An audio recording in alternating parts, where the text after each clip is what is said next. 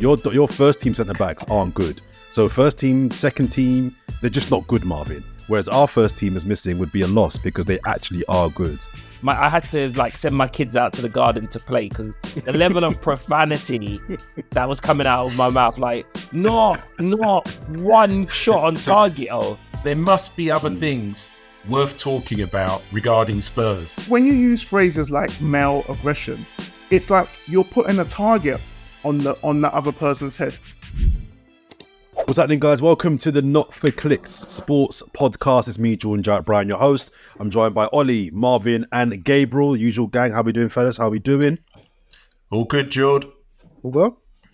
A disclaimer early doors. We are recording this at the point where one of our teams is in the Champions League with a very big clash. So if the inflection in my voice goes up and down throughout the production, you'll know why. I really don't get how I get the shameless tag. I don't understand it. I'm just saying facts, G. I'm just saying facts.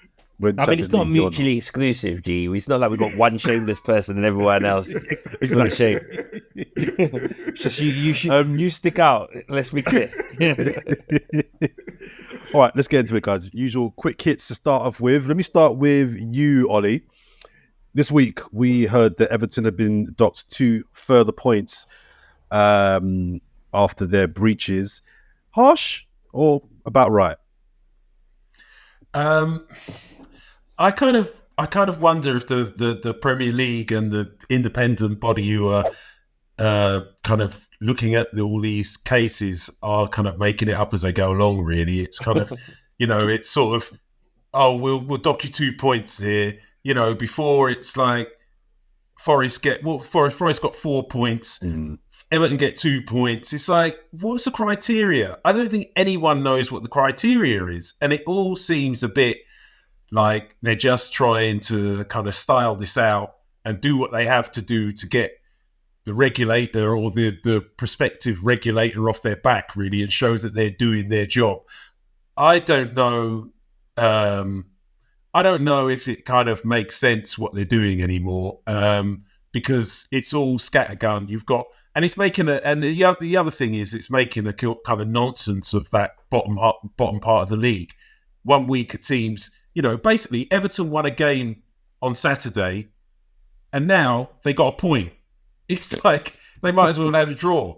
There was a big noise made about them winning this game, and now they've got 1 point out of it. So it all seems a bit silly to me. I think 2 points, if you look at it in isolation, the 2 points Everton have got off lightly, really. But then when you look at it in the round, I'd say that the whole thing seems farcical. There could be some teams taking other teams in the Premier League to court because depending on who goes down and stays up, do you know what I mean? There could be other teams that are dragged into this that have got nothing. The thing is, Everton are talking about they're going to appeal. And you think you're going to appeal? You've got 2 points. You've got. Well, it's 2 additional points. It's 2 additional points. They did. Yeah, but the thing is, they got points off of the first one, didn't they? So true. Yeah.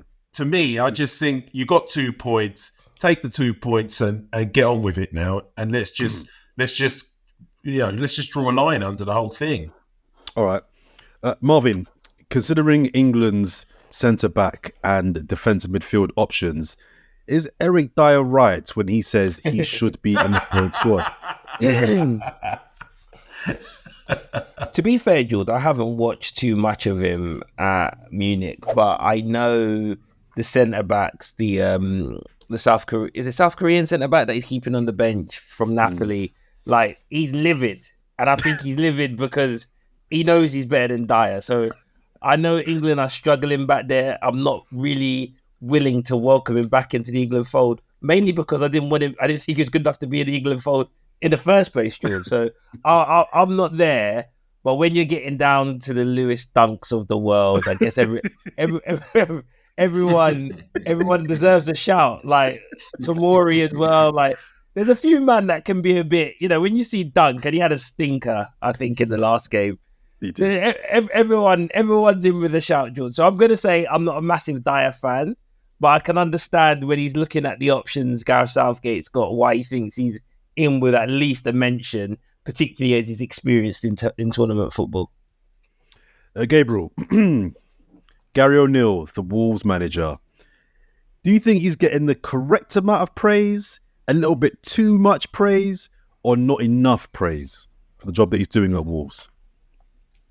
I think it's the correct amount of praise. I think there's been some pretty dire years at Wolves, where they've just kind of managed to stay up, or even if they've been comfortable, it's been awful to watch. They've got some really good results. They're playing a decent brand of football, and I think people are just encouraged to see English or / British manager doing well.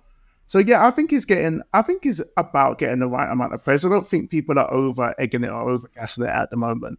I think he deserves what he's getting, but let's see how it progresses. And I think the big test will be when he actually inevitably moves on from Wolves, because everyone moves on. Will it be one of those like Tim Sherwood things where you did what good in one job, but you can't do good anywhere else? It's a good point. I actually like him, and I think I agree. I think he needs to do another year of this. He needs to do another year of this Wolves, but I actually think he's not Tim Sherwood, but I think he's a really good manager. I think there's a bigger job waiting for him at some point in the next couple of years. Yeah, Tim Sherwood deserved a little dig out after what he did to us a few years back. Fair enough. But Jordan, was it just me that like everyone was up in arms about the disallowed goal? I thought it should have been disallowed. Like the keeper was like his view was blocked. Like he went on like he was willing to knock the ref out. And I thought of all the decisions that haven't gone their way this season, this one was a bit like I don't really get the whole hoo-ha, but maybe it's just me. I agree. Well, before I move on to our next talking point, because that links actually quite well, just to remind people, don't forget to subscribe. If you haven't already, you know what to do on YouTube, across all your favorite podcast platforms. Share, leave a comment. I'm going to start calling some names out. I'm 1 more week away from calling out people that I know listen to the podcast, but haven't yet subscribed. So I'm giving you one more chance to subscribe to the podcast, share the podcast, and leave a little bit of a comment. It could be a reaction. It could be Ollie's talking rubbish. It could be G's deluded. It could be Marvin's on one again. Whatever you want. Just leave a comment, show us some love, share the thing. Right. And Jordan's what? What, Jordan's a brilliant host. Jordan's unbiased. Jordan's... Funny thing is, I knew he was going to do something like that. And what's hilarious about it is he went, oh, that brings me nicely on to my next point. And the point was like and subscribe. And I was like, no. I don't even understand. Your segue was rubbish. And then you go and say, then you go and attack us. Like, I was thinking, how's he got that segue? Like, there's no connection whatsoever. And then he picked himself up as a host today. What we did? I was thinking, what's the connection? The segue is you mentioned a controversial decision on the weekend. I want to flag a couple others over the weekend that I need some clarity from you boys on. Both penalty decisions. First one at the Amex between Arsenal, Gabriel Jesus being brought down by Lamptey. I've heard from so many people that are adamant it wasn't a penalty, like staunch adamant it's not a penalty. And I'm like, he's wrapped his leg around Jesus' legs. Am I just being Arsenal biased here? Or was that, for me, a definite penalty? Ollie? I'm going to start by saying I'm not sure what penalties are anymore. I don't know, because I'm just confused. On a weekly basis, I see penalties given for things that I just don't understand. With that one, I think it's probably just about a penalty. Yeah, I don't have a problem with that. And you know that if I did, I'd let you know, Jord. I think that was a penalty. I don't have a problem with it. Gabriel? Yeah, it's a penalty. You know, I don't know why there's so much conjecture about it, to be honest with you. People saying that he got some of the ball, but I'm like, you can get the ball and the man, it still be a foul. Is that not correct? Yeah, it's 100% correct.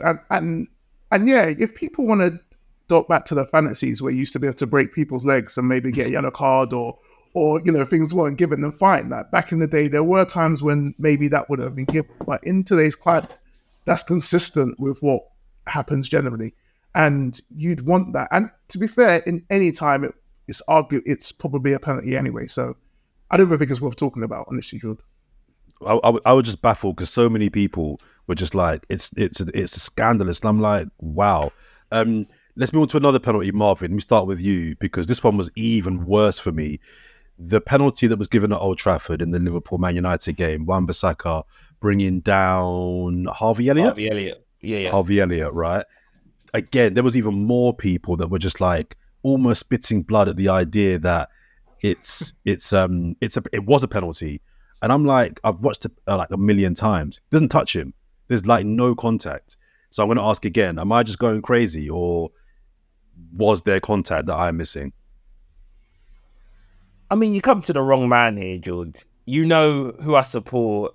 You know how much I hate the opposing team. So you know where I'm going to land on this, right? But let me be clear. The only thing I will say in defense of Elliott and Liverpool and the decision was it was a tired, lazy, clumsy attempt at getting the ball from Wan-Bissaka. Like the minute you go to ground, you're putting yourself at the mercy of a stupid referee, and he didn't need to.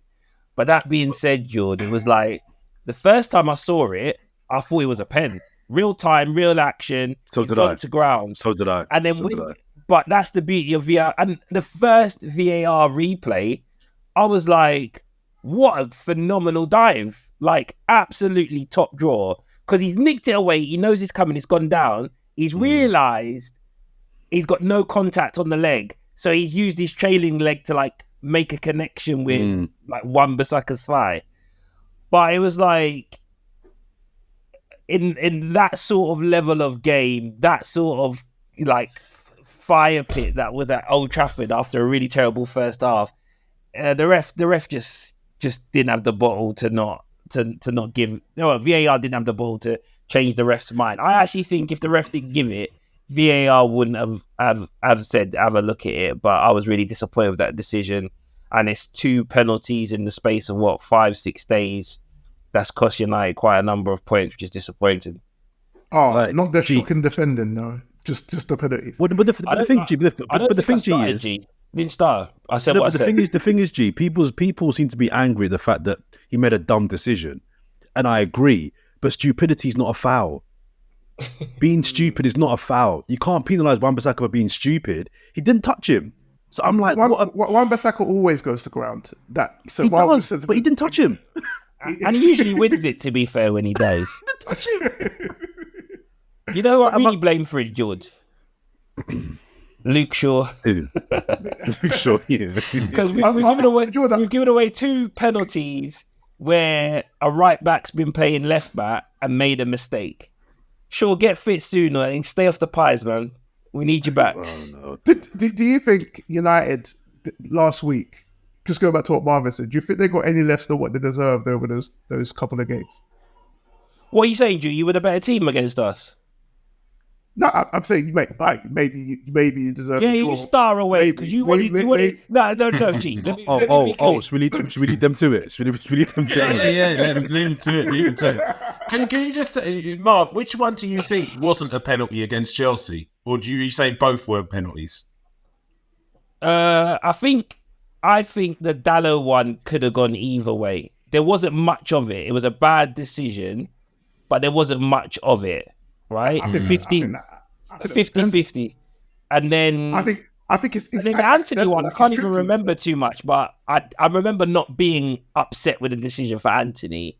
And in my mind, I was like, "This is why this guy can't play for us." But that being said, he did then have probably maybe the best 20 minutes of his United career. So fair. 20 minutes. I can't give it more than that. But yeah, it was hard.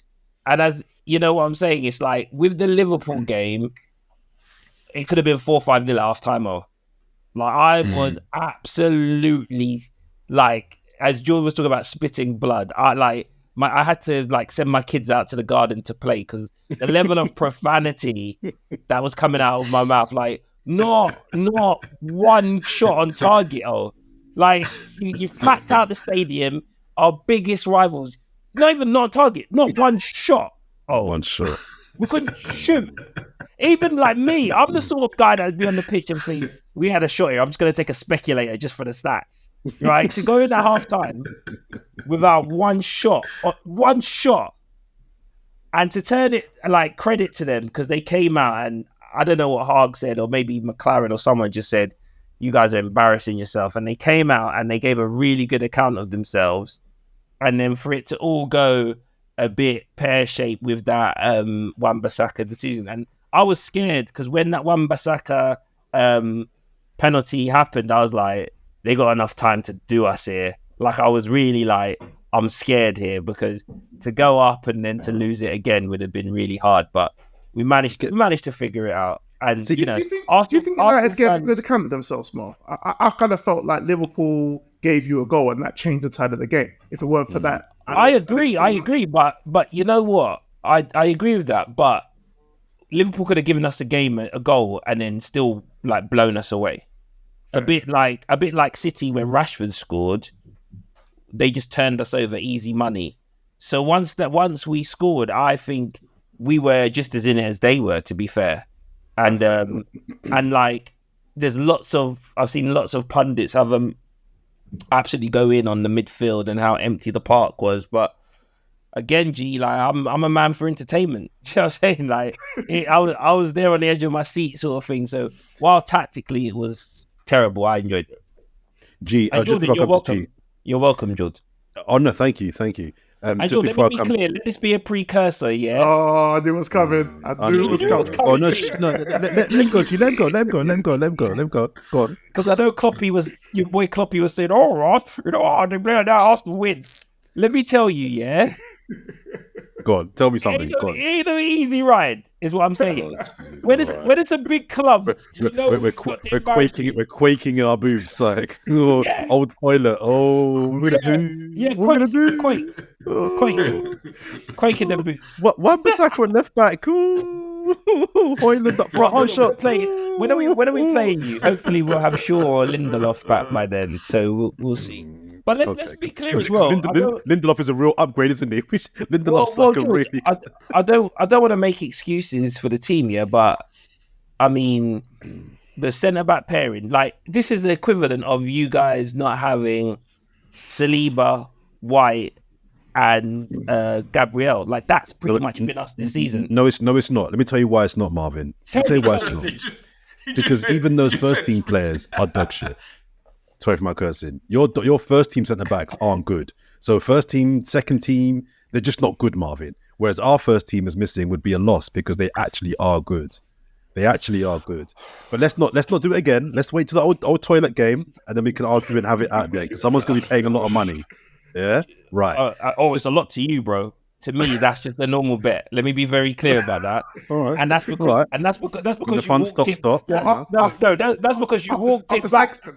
That's because he walked it back. He went, "Our proper money." Then he's like, "Oh, let me back up." But let me be clear, George.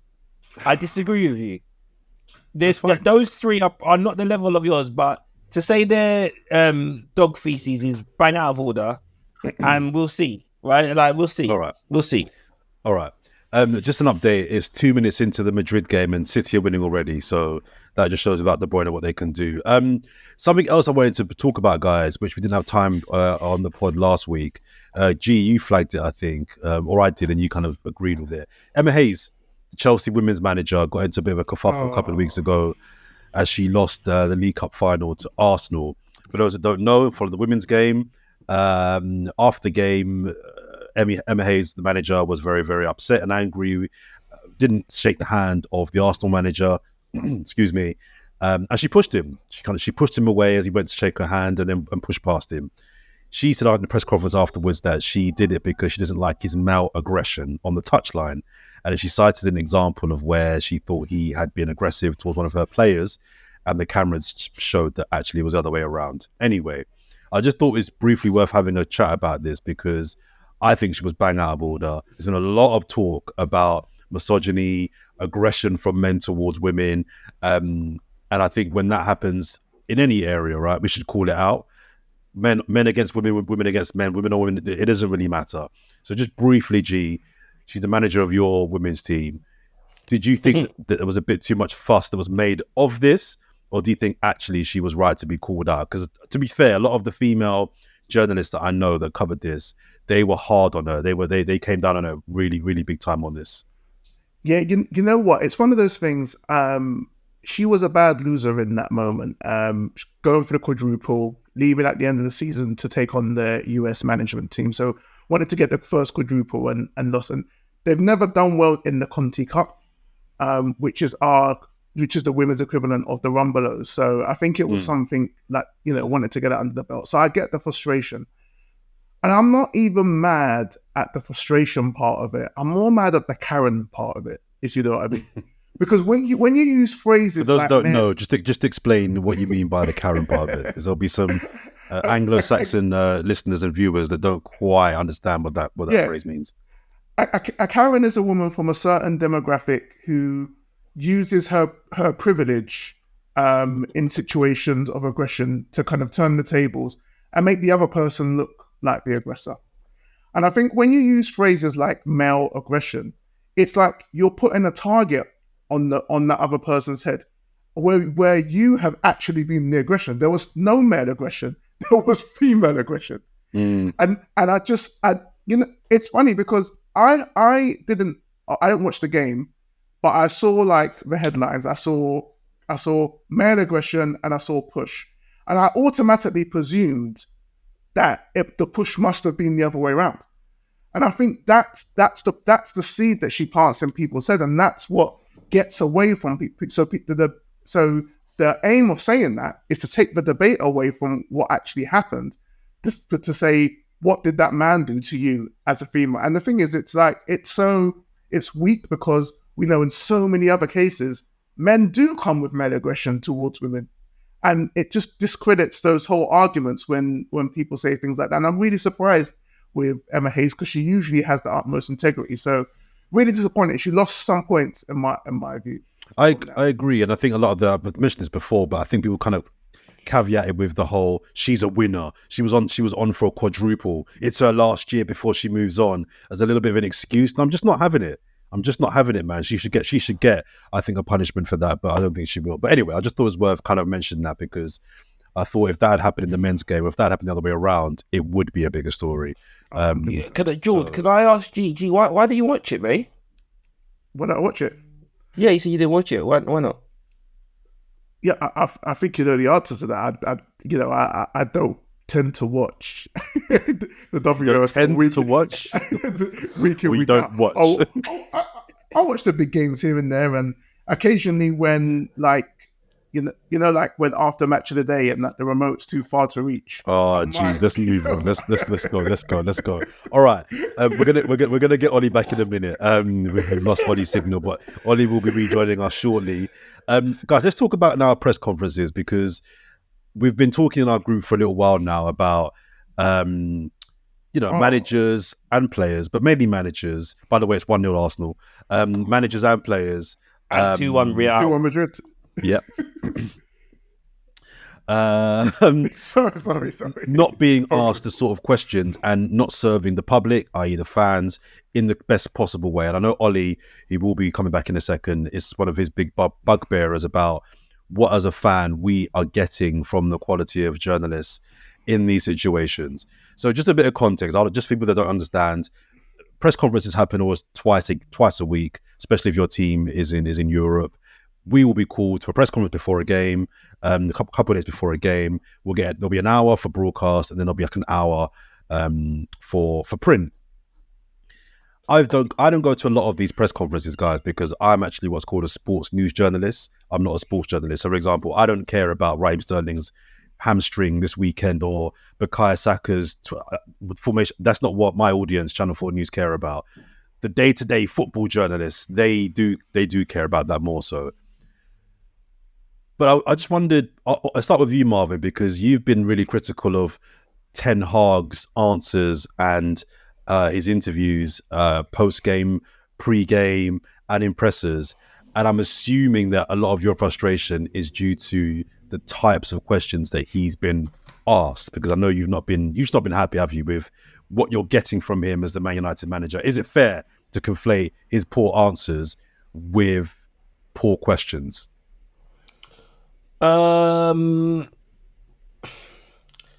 Like, for me, there's definitely a place for press conferences, right? I like to know injury news. I like to know what the manager's thinking. Does he think the players are up for it? Like, it all makes sense to me. I don't think Ten Hag's being asked. I think Ten Hag has been asked poor questions in the past. I mean, the one that springs to mind about is when he made the faux pas of, legacies come to an end, when they were talking about Liverpool and City, and the way the question was asked, I don't know, a new manager, what did you expect him to say? No, I'm scared of the two best football playing teams in the country at the moment. My frustration from Ten Hag is nothing more than he just talks absolute rubbish. Right? It's like regardless of the question, there's been multiple occasions this season where Man United have been played off the park, and rather than him just concede that we got played off the park or that United didn't play well, he'll look to things and say, actually we had the better of it. We obviously talked about him with the Willis last week when he was talking about Brentford giving City a problem, and yeah, it's really frustrating. But unlike, I get the presses. I do think it's something that we mentioned many moons ago, George, where we're in a world where the journalist is trying to catch you out. There isn't necessarily a genuine want for the question. That journalist wants a soundbite. He wants a reaction. He wants that manager to trip over himself, and he wants that sort of headline that he can print tomorrow, rather than finding out genuine thoughts or perspectives from the management. I know, G, your thoughts on journalists and the media generally within football. But to Marvin's point there, I don't totally agree with that. I think there are some journalists that are, yes, looking for the headline and looking for the big quote, if you like, and their papers, that may be the brief, right? But I think there are some journalists that actually are trying to get to the nub of, well, why are you doing that, playing that formation? And why are you still playing a left back or right back? And really trying to get to the nub of why they're making certain decisions, right? Let's take your manager, for example. What have you made of, do you feel as a Chelsea fan, you're getting answers to the questions that you have? And if you are, that's fine. Or do you not feel that the journalists are, I don't know how much you watch of these Sky Sports press conferences. They're not very long. But do you feel as a fan you're getting, or at least questions are being asked? Whether you get the answer or not is not in your control. But are they at least asking Pochettino the questions that you want asked? Overall, no. There's several questions that I want to ask to Pochettino, but I think if they were to be asked, they'll probably be seen as antagonistic, right? Like I want to know how he goes from, well, Chelsea the best team in the last 20 years and we have to win now, starting with Liverpool, to some of the stuff that he's been saying in the last few weeks. But no one's going to ask him that.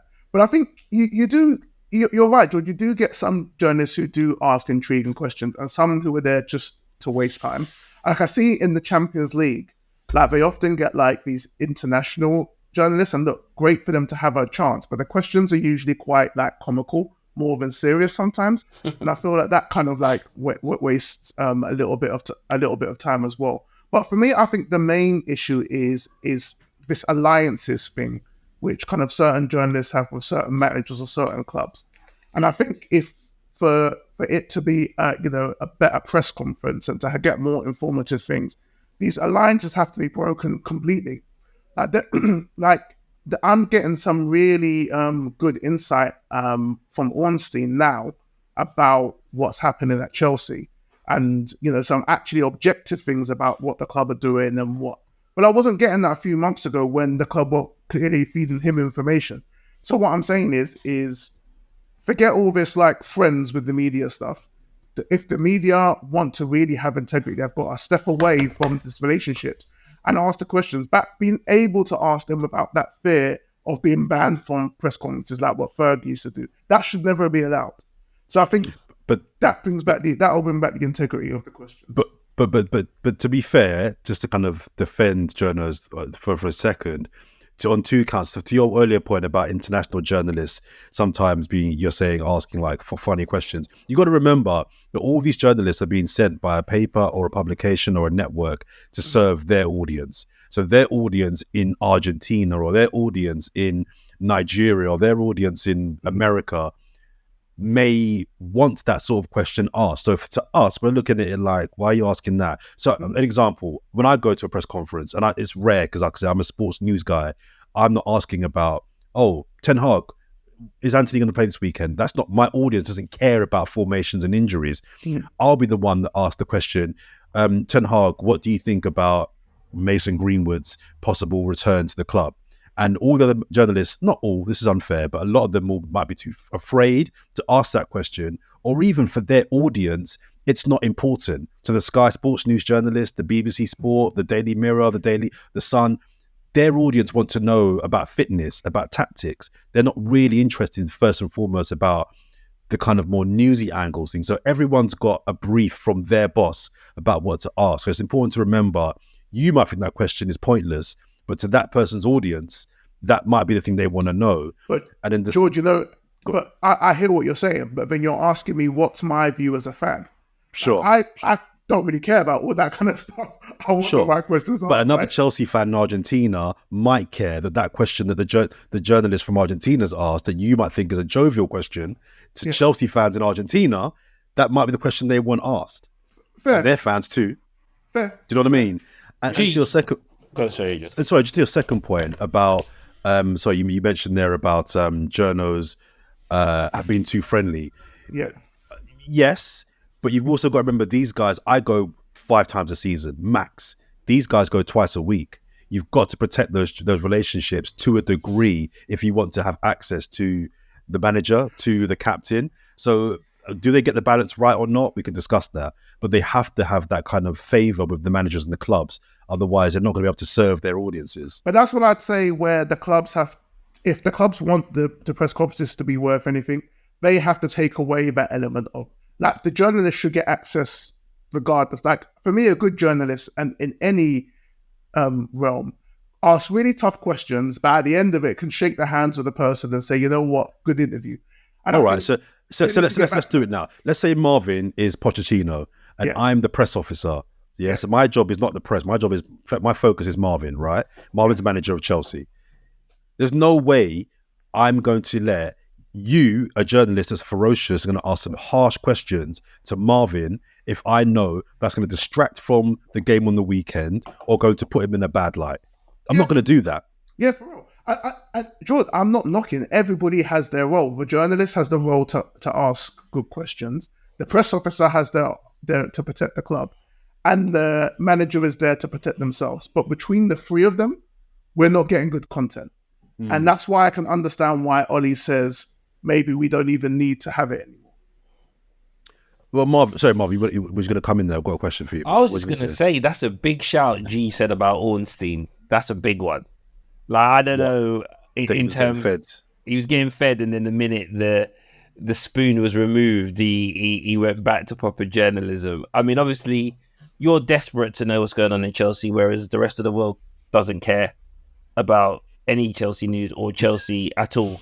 But I think that's a big shout. But I agree with George that, you know what I mean, G, you got to keep them sweet, or else you're gonna get banned. And I'm here for the banning.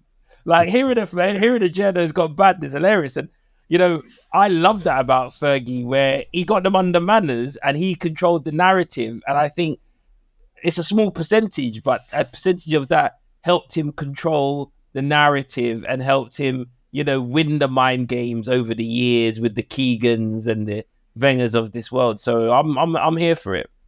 So Marvin, just Ollie has mentioned previously that we need to maybe reframe or change what a press conference is. What do you think is a valuable and serving press conference to its audience / fans? What in 2024 should a press conference look like? I think it's everything that you mentioned, George. So it's particularly on the eve of games to understand team news, injuries, the morale in the camp, how the audience, how the fans are feeling is what I do. I mean, I'm a big fantasy football league player, right? Like, I want to know is Manu going to start? And I think just to build on that a little bit, if there's a macro situation at the club, right? So for instance, with Everton and docking off points, as an Everton fan, I would want to know how Sean Dyche feels about that, right? So I think that's fair. I think where I draw the line, Jordo, is when things are manufactured, right? So we talked a little bit about it with the Trent City and like every City player or manager being asked about what Trent said. That's just an attempt at just creating issues that aren't really there. And in the good old days, Trent would have said what he said about City and no one would have cared or published it because it's just that ridiculous. But Sky were just like rubbing their hands together to see how much value they can get out of it. So I think it still has a place. I think the managers have to take a look at themselves for just talking absolute rubbish. And I think the journos need to just maintain some journalistic integrity and not necessarily try and catch people out when they're doing presses. Oh, there was an interesting exchange between a journalist and your manager, Postecoglou, last week regarding what the brief of Postecoglou is, what the ambitions are, and whether top four is the mission for him. And to be fair to Postecoglou, he said early in the season, top four isn't really the mission here. I think he's being a bit disingenuous, but I get the point he's making. He's protecting his players from the pressure, in my opinion. But you didn't like the fact that he was being asked a question that he was asked 6 months ago, 6 months later. And I think the journalist pushed it like quite a few times. I thought the question was fair, but I thought the answer was pretty clear and fair as well. What was your issue? My issue with the press conferences is you just get the impression some of these guys turn up, they're jobbing journos. They maybe don't do the Spurs beat. You know, you get some of these journos who they're always doing Man United, or they're always doing Arsenal, or they're always doing Spurs or Chelsea, whatever, yeah? Then you get the other guys who kind of turn up as and when. And all you're kind of looking at, really, with these press conferences is for a journo to kind of do his homework, see what's been said, you know, maybe find out what's been said over the past few press conferences and come up with something different. Come up with a different line. Maybe watch the last game and see, you know, what are the real main talking points that came. I mean, basic stuff, I think. And what we get a lot of the time from a lot of the journos is the same questions just going round and round and round. When you think, well, Postecoglou's answered this question, how many more times does he have to answer the same question about top four? Oh, how important is it for Spurs to finish top four? If they finish top four, would it mean that they'll be able to go and buy players? You know, how much progress will that show if you finish in the top four? He's answered this question many times already. I'm not even sure I agree with what he's saying, but at the same time, he has answered the question. And there must be other things worth talking about regarding Spurs. You must be able to turn up at a press conference and think, well, he's been asked that quite a few times. Even if you weren't at the last press conference, you know, if you're watching Sky Sports News or you see when these press conferences come up, the main lines that come out, you know that he's answered this question. So why are you going down that road again about top four? To push back a little bit, just a little bit. I mean, whilst he was asked to start the season, this question no one for thought sure. Spurs would be anywhere near the top four. Let's be fair. You know, especially after we lost Kane. He was. So asked. I don't really know if it was expected of Spurs. Spurs are expected to be top six, not top four. No. What I was going to say is the question now not more relevant considering you can get top four now? Is it not? Just to be a bit fair to the journalists, is the question not a bit more relevant now because top four is inside? Is it not a fair question to ask Postecoglou? Even though he's been asked that question to the future? Every single week, George, he's asked the same question about top four. Do you think that, you know, do you think it makes sense to turn up at the press conference and ask him the same question he's been asked every week, and he's basically batted it away and said the same thing about, I don't care about top four. It's not about top four, it's about progress. You know, and he's right in what he says that finishing top four won't materially change Tottenham's position. It won't make Tottenham any bigger or any less big or whatever. It won't change anything. It's like winning the Rumbelows. You win the Rumbelows, it's not going to change anything. It's a nice pop to have in the cabinet, you know, especially for a club like Spurs who hasn't won anything for a while. Sure. But actually, is it going to change anything for you? Not really. You know, it's not going to change stuff. And his point that you look at Newcastle, they finished in the top 4, but then this season they're not. You know, they're not doing great, are they? It's not been it's not been a platform for them to become successful. They've not stepped on from there, have they? So finishing top 4 isn't the be all and end all. He's made this point over and over again, George. I don't understand why he keeps getting asked the same question. But I think he's been. But let me bring G in now. I think what he's saying is a good answer, but I think he's also being a bit disingenuous, because from a Daniel Levy perspective, I don't know if Daniel Levy would agree with what he's saying, because I think from Daniel Levy's point of view, surely he would feel, well, top 4 does change some stuff for me. from a financial point of view, it changes stuff for me. From a footballing playing point of view, it's not a trophy. It might not move on the team, but financially, top 4 makes a big difference. So top 4 is important in that sense. But George, as a manager, he's got to try to temper expectations. He's got to take the pressure off the players.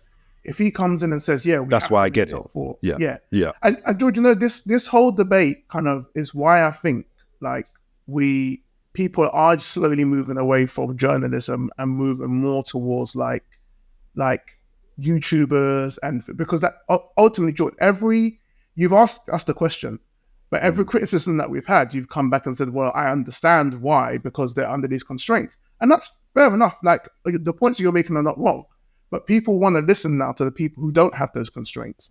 And I think that's how I would say the press conferences can come back, if you take away some of those constraints of what is the normal order. But are you getting the caliber of questioning from those YouTubers as well? Well, you might not get the caliber of questions from them, or are you getting the same ones?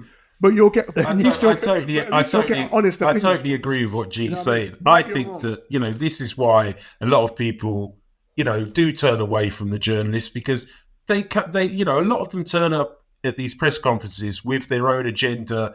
It will be some fake news that's been padded around there about some transfer story, and then they'll have to answer that. You know, the manager has to answer this question that's been, you know, about some rumor, and you just think, I just want you to ask you about the team. I just want you to ask me, you know, there's certain issues. Every team's got their own issues, right? Every club and every fan wants to hear their manager talking about the things that they see on a weekly basis.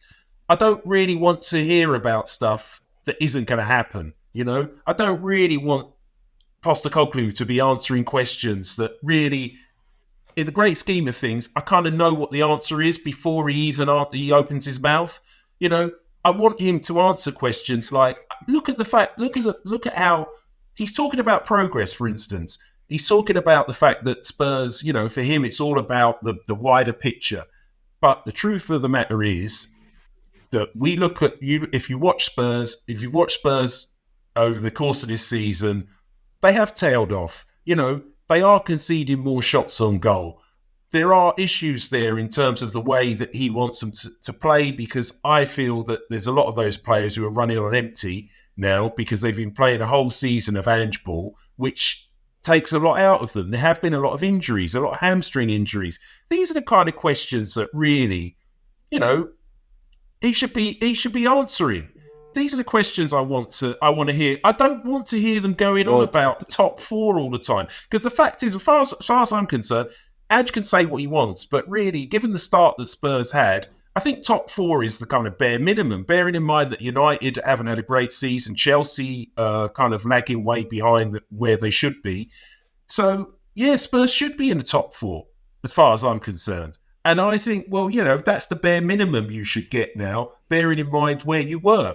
But the fact is that the results and the injuries and the way that he's using his squad, even now you're looking at a situation where Maddison's not playing well.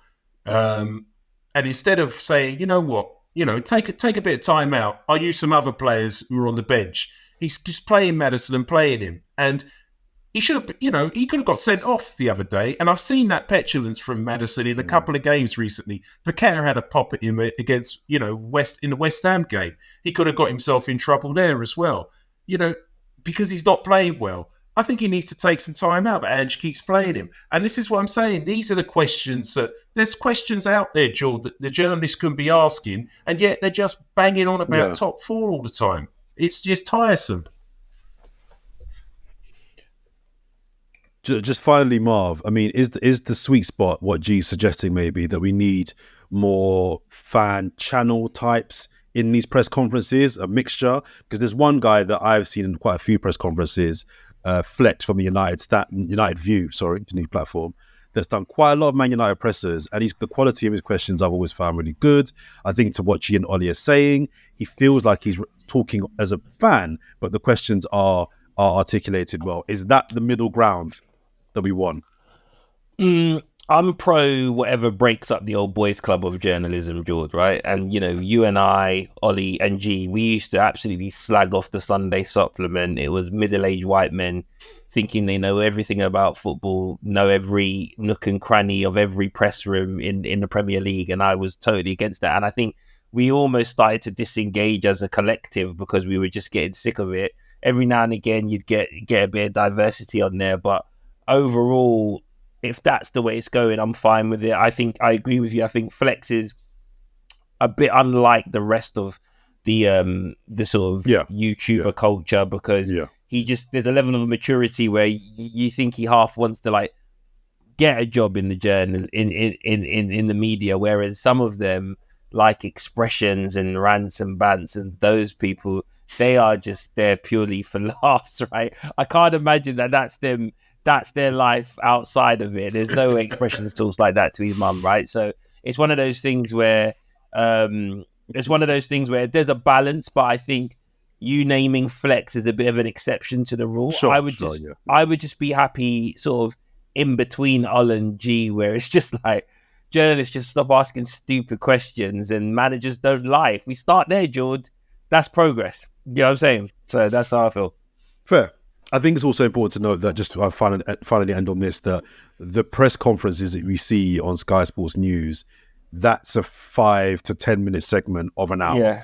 Right. Yeah. So, and I haven't been in them, some good questions are asked. I think maybe it's just the headliney type question. But George, most clubs now as well. If you care to, most clubs, you can watch the whole press conference, and a lot of people do.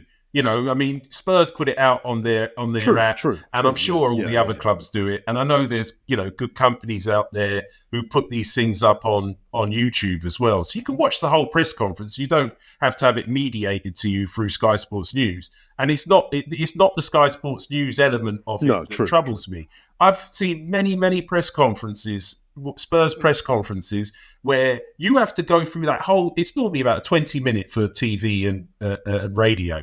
And you have to go through that whole 20 minutes. And right at the end, you might get someone from a local radio station, or, to be fair, someone like Alistair Gold, who will ask a pertinent, interesting question about the football. Not about speculation, not about rumours, not about nonsense about top four, but actual interesting questions where, he might turn around and pull a hand up and say, oh, this player I haven't seen this player for a while. What's going on there? Or, you mentioned this player that you had real hopes that he might be a good player in the summer, but you haven't given him a game. Is there a reason behind that, Ange? And he will ask him a question that's interesting. And to be fair, the guys at The Athletic are quite good as well. But, I don't have much to say about the Sky Sports News or the rest of the journo pack, who just ask the same old questions all the time. And rather than to get something that fans would be interested in, it's more about just feeding the rumor mill or feeding the hype on speculation that's going round and round and round. It's just dull. It's nonsense. Let's go on to our doc watch, guys. This week we watched the Jermaine Defoe documentary called Defoe on Amazon. So I've got quite a few thoughts, a few questions I want to put to you guys here. I'll start with you, Gabriel. There's always talk, or whenever there is talk, around the best strikers of the Premier League era. Never really hear Jermaine Defoe's name mentioned. Do you think that's correct? Do you think that he's just in that tier below, or do you think actually, and seeing the goals he scored and his goal record, it kind of made me think to myself, should this guy be spoken about as one of the Premier League's best goal scorers?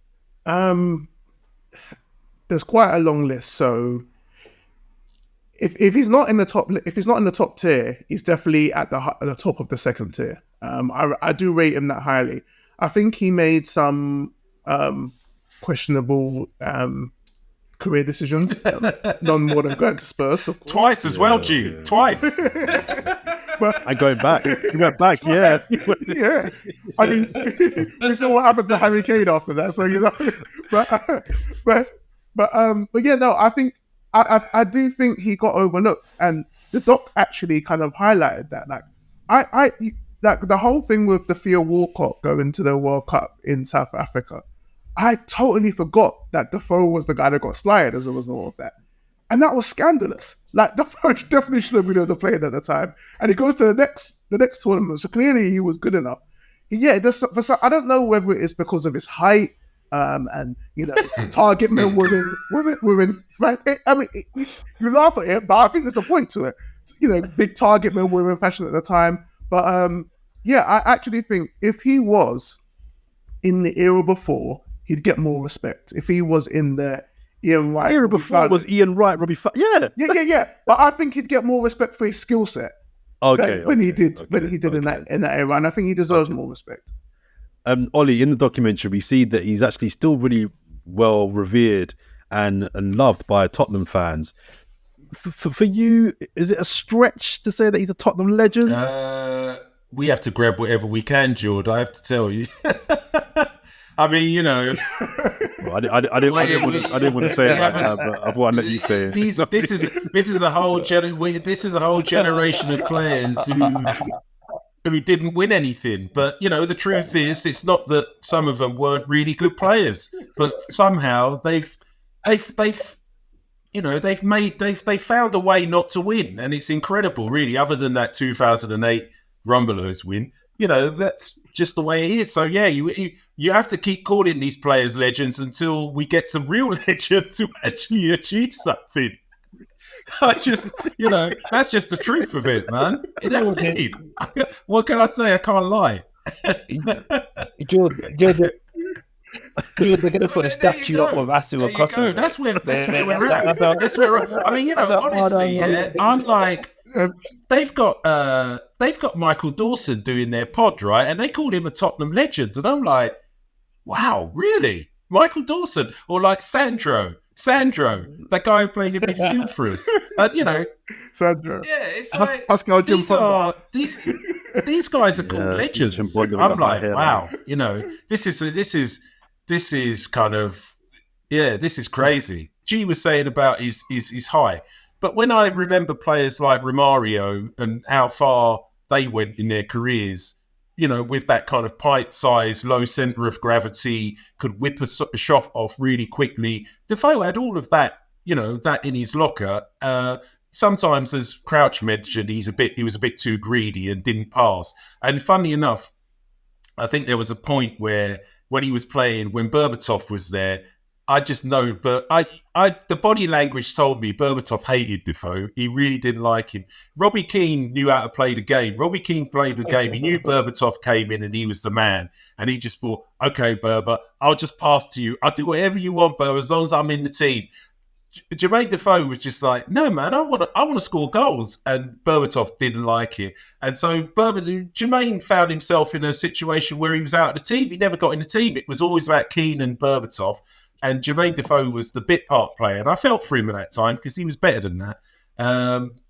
But yeah, that was his game. But I had a lot of time for him. And I think he was a great player for Spurs. There's no doubt about it. He was a great player for Spurs.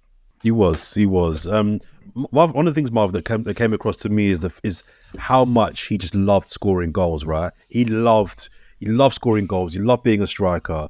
And also the detail of, the respecting of the art of scoring a goal and finishing. He spoke about it really well. You could just tell that he lived for goals. Do you think that the craft still exists? And was he the last striker of that type we've seen in the Premier League? I don't think he's the last of that type in the Premier League, but I think we've said it before. Like the age of the good old fashioned centre forward is dying, right? That's why the likes of Rasmus Højlund is fetching a tidy sum from Atalanta, because there's just not enough strikers who do that, Jordan. It's, everyone wants to be the Salahs and the Manes and the, the Musialas of this world. And even like my son who's playing like grassroots, they don't care about number 9s right now. All they care about is skills and pace right now at the age of 6 or 7. So you can kind of see how it's done. I think, generally speaking, I still love him, and I love the passion in which he spoke about it. There was no grey area. Like he'd rather be scoring all goals all day than anything else. I suspect he probably did do all of the training that other people did. He wanted to just hone his craft on finishing. So it's definitely a dying breed. And just going back to what Owen G was saying in terms of when he was talking about the players, the strikers that were around, the Ian Wrights, even the Mark Brights of this world, right? Like, you're not going to see them. That's why everyone's asking who's going to be the deputy to Harry Kane, because it's whoever's scoring the most goals. There's not a clear winner. I think Watkins will go, but it's just the evolution of the game. I blame Pep a little bit. I remember playing Champ, and you can select pre-selected formations, and false 9 was one you could select, right? Like having a fake striker it was an option on Champ. That would never have happened when I started playing Champ like in 1994. You know what I mean? So that's the difference in terms of how the game's changed a little bit. One of the things, a couple of things that they didn't mention in the documentary, which I thought they should have. One, none of his, let's just say, questionable decisions with partners was flagged in the documentary. One was they showed the newspaper clipping of cocaine. Oh yeah, Zucker, one right? was, yeah, but there's I mean, I don't want to lie by myself here, but I'm going to say allegedly there was like a handful or two of incidents with other celebrity. These views represent the views of Jordan Jarrett. Funny thing is, I want Jordan to commit libel now because I feel like I'm missing out.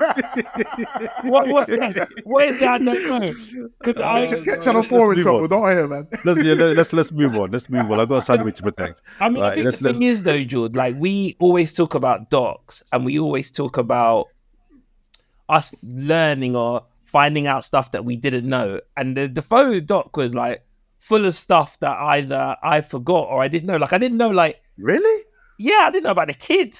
I didn't know someone just lied and said, I'm having your baby, and then he had to do like some sneaky DNA. I didn't know anything about that. I was like, oh my gosh, mate, you dodged the bullet there. You should buy that England England doctor a house. He even tried to make himself look good there. Like he was like, oh yeah, I asked her really nicely, like, oh yeah, no disrespect. I'm like, come on. He said, yeah, it was I didn't realise that you could rope an England doctor into it. I just thought, what? Is that what the England doctor's being used for? For paternity tests?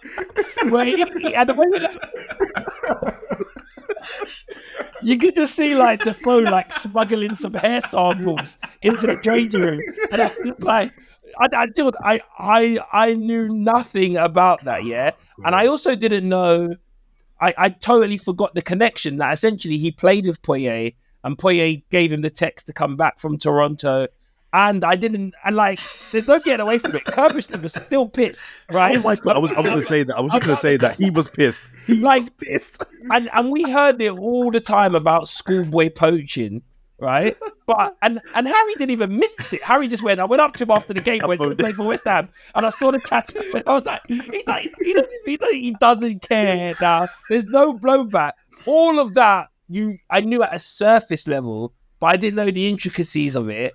And I didn't know, and without getting too political, George, there was like there's a lot coming out about like the GCSE results of Afro-Caribbean people compared to African people, and one of the things they talk about was along the lines of a lot of Caribbean families are single parent mum by herself.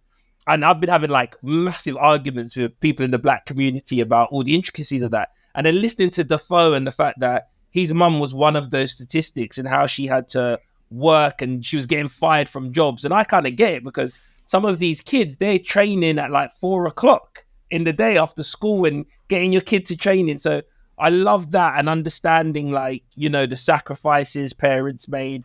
And it's weird because it's so weird. And I know you'll ask us for a rating, but some of it I found an absolute snooze fest. And some of it I was like, this is really interesting. It just kind of ebbed and flowed. Like, I couldn't care about his house and the fact that he couldn't swim. Like, thanks for the tour. This is not MTV Cribs, Jermaine, but there was other stuff that was really interesting. Do you know what I mean?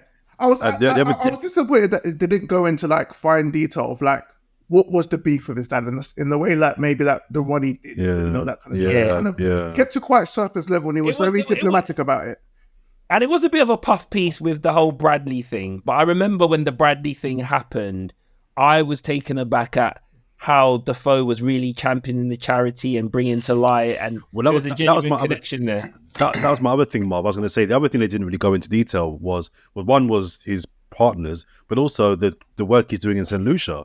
They didn't really tap into that, and he's been doing some really good work in St. Lucia for a while now. So I just thought that was. And George, did you know that he grew up with Getz? That was new to me as well.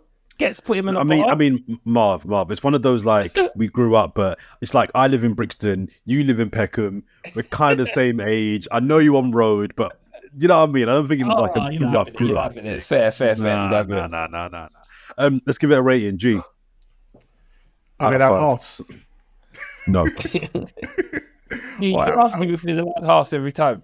He's always going to say no. Bring him in. All right, I'll give it. I went G3. I'll give it 3. Marv. Yeah, I'll give it a solid 3. I had low expectations, and it was actually a decent watch. So it's 3 for me as well. Yeah, it wasn't brilliant, but it was definitely a good watch. And I just find a lot of these docs that we're watching, and it's right across the board. It doesn't matter who's doing them. You know, whether it's on Prime or BBC or whatever, they get the access, but it's this kind of it's a retread of their careers without really telling us much about the person, you know. And because I like Defoe, I'll give him the 3. But actually, if really, you know, it's not really gonna. It's probably a 2. Really. It's a 2. You know what? I'm going for a 2. I'm going for a 2. I'm down to a 2. I'm down for a 2. Anyway, it's now time for this. What you talking about, Willis? Over to you, Marv. Oh, George, you know what it is, right? Every week we do the Willis, and I think, oh, I'm going to struggle this week. I'm going to struggle. And then I'm inundated with options. Like, it happens every week. I don't know why I worry. And I'm going to continue to do honourable mentions just because there's just so much content that's going out there. So, honourable mention, it's got to be Jurgen Klopp. The saltiness, the bitterness of the drop points at Old Trafford. Arsenal will do them. All right, Jurgen, but you didn't do us. And Hard's rubbish, but you can't seem to get one over on him.